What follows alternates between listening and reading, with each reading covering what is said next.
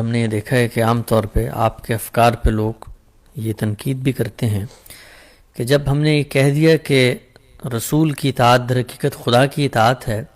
تو اب رسول کی نسبت سے اگر ہمیں کوئی بات پہنچی ہے اور وہ بات بظاہر دین کے جو باقی سورسز ہیں ان سے پہنچی ہے، ان سے مختلف ہے، تو اب ہم رسول کی بات کی روشنی میں اس کا فیصلہ کیوں نہیں کریں گے؟ گویا حدیث کی روشنی میں قرآن کا فیصلہ کیوں نہیں کیا جائے گا؟ یہ بھی تو اطاعت ہی کا ایک تقاضا ہے۔ یہ اطاعت کا تقاضا نہیں ہے،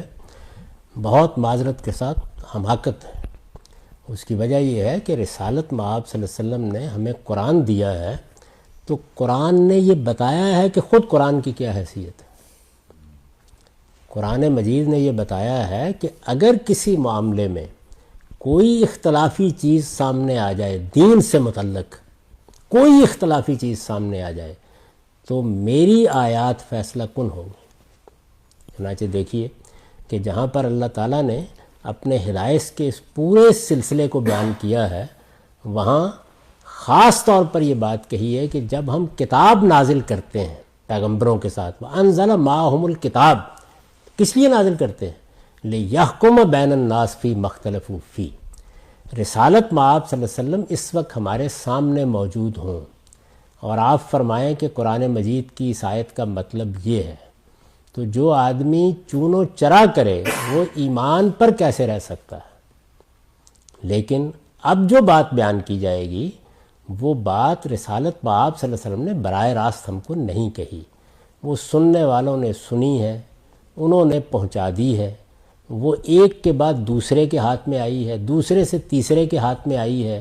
اس میں الفاظ بھی بعض اوقات بدل گئے ہیں، موقع بھی بعض اوقات ختم ہو گیا ہے، سیاق و سباق بھی اس طرح سے بیان نہیں ہوا۔ اس بات کو یہ حیثیت نہیں دی جا سکتی، اس کو خود قرآن کی روشنی میں سمجھا جائے گا، یعنی ترتیب الٹ دی جائے گی۔ رسالت مآب صلی اللہ علیہ وسلم کی موجودگی میں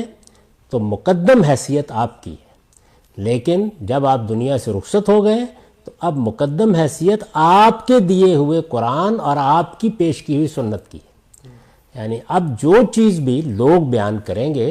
وہ آپ کے دیے ہوئے قرآن اور آپ کی دی ہوئی سنت کی روشنی میں دیکھی جائے گی، اس لیے کہ وہ چیز آپ نے براہ راست ہمیں دی ہے، وہ چیز صحابہ کے اجماع سے منتقل ہوئی ہے، اس کو مسلمانوں کے علم نے ریکارڈ رکھا ہے، اور یہ چیزیں مختلف افراد کی روایتیں ہیں۔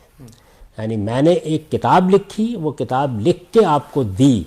یہ پہلا کام ہے۔ رسالت مآب صلی اللہ علیہ وسلم کی اطاعت ہے جس کے تحت ہم قرآن کو خدا کی کتاب کی حیثیت سے سینے سے لگاتے ہیں۔ آپ کی اطاعت ہے جب ہم سنت کے سامنے سر تسلیم خم کرتے ہیں۔ یہ بات رسالت مآب صلی اللہ علیہ وسلم کی نسبت سے بیان ہو گئی ہے، یہ آپ کی دی ہوئی براہ راست بات نہیں ہے، اس لیے ضروری ہے کہ آپ کی دی ہوئی بات کی روشنی میں اس کو سمجھا جائے،